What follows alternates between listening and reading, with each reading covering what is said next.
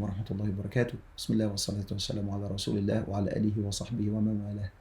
Welcome to a new episode of our series إن أريد إلا الإصلاح ما استطعت. I hope that you are doing amazing in Ramadan, and I hope that Ramadan is actually changing you and I to become better versions of ourselves.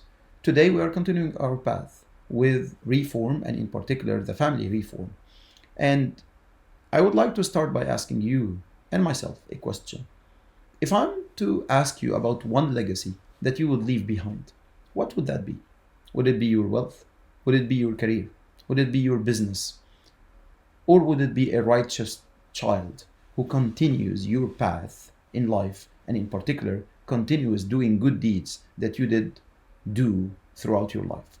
So the greatest reform project that you and I would need to be crystal clear on cannot be better than raising your children. It's the ultimate reform project that you could ever think of. So what is the proof for this? Allah subhanahu wa ta'ala told us in Surah Al-Tahrim, يَا أَيُّهَا الَّذِينَ آمَنُوا قُوا أَنفُسَكُمْ وَأَهْلِيكُمْ نَارًا. O you who believe, protect yourselves and your families hellfire.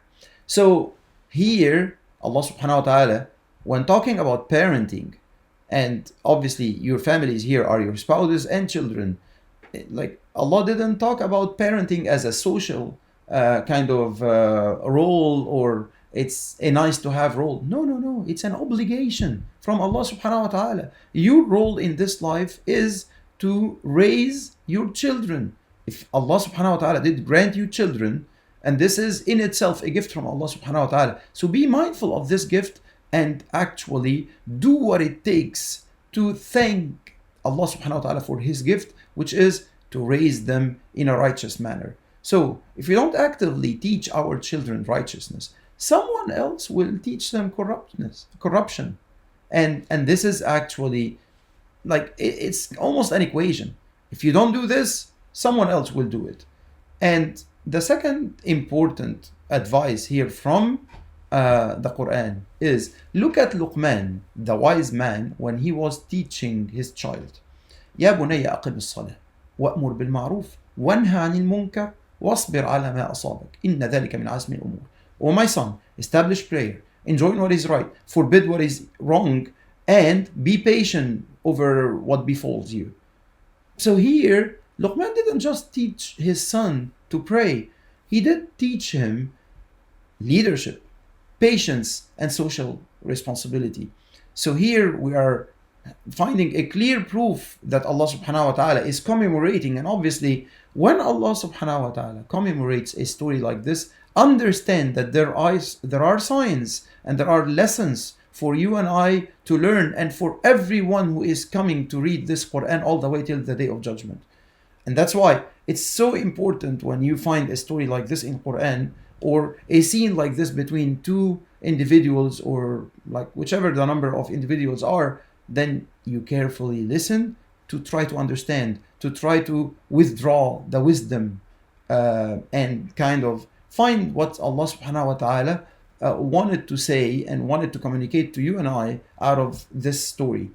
The third one is when the Prophet ﷺ is telling you and I in the hadith narrated by Imam Muslim that when a person dies, his deeds come to an end except for three: صدقة جارية, it's ongoing charity; beneficial knowledge, علم ينتفع به; or ولد صالح يدعو له, a righteous child who prays for him.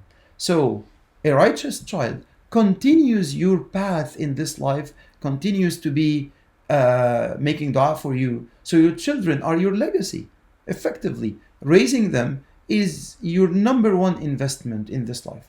And look at the Prophet ﷺ, how he did demonstrate the example by nurturing youth around him. Look at Anas ibn Malik, look at Ibn Abbas, look at Ali ibn Abi Talib, like radiallahu anhum jami'an, and look at how they were raised by the Prophet ﷺ to be the next generation of leaders for this deen, and how the Prophet ﷺ used to teach them with compassion, with love, and used to perform the real tarbiyah of these youth surrounding him. And look at how, like the mother of Imam Malik, for example, one of the greatest Imams of Islam, look at how she was keen on waking him up every day for Fajr, instilling the value of loving knowledge for like in him and so on. So ask yourselves, what values are you teaching your children as of today, both consciously and unconsciously? So let's jump straight into the action plan. Number one, be a role model. Your children learn by watching, not by listening to instructions. So if you want to raise kind people and eventual kind individuals, be that kind person yourself. So that's number one. Number two, teaching isn't just about preaching. Tell them stories. If Allah subhanahu wa ta'ala told us, نحن نقص عليك أحسن القصص, Allah subhanahu wa ta'ala is telling us, we are telling you the best of stories, and that's in Surah Yusuf. Then Allah knows that we as human beings, we learn by listening to stories. So Allah subhanahu wa ta'ala is giving us the key. Like, use the Islamic stories that have been mentioned in Quran to teach them values, to instill these values in them, and then ask them reflective questions. So what would you do, like if you are in this situation? What would you do if you are to face, for example, the situation that Prophet Ibrahim alayhi salam faced, or Prophet Musa alayhi salam faced, and so on and so forth? And try to use this as a way to let them think, let them ponder on the verses of Allah subhanahu wa ta'ala and the verses of the Quran, but more importantly, let them live Quran and let them be educated and raised through the Quran. The third one here is, make the deen an instrumental component of their daily lives. So make sure that you guys at the table, at the dinner table, you are discussing religion, you are discussing like topics that would get you close to Allah subhanahu wa ta'ala. Pray together as a family, discuss the values, like encourage them for acts of charity, and more importantly, whenever doing something like this, do it as a family. So in essence, raising children is a lifelong project, and like whether you like it or not, it will determine to a large extent whether your legacy will continue or not. So your child's future depends on what you are teaching them today.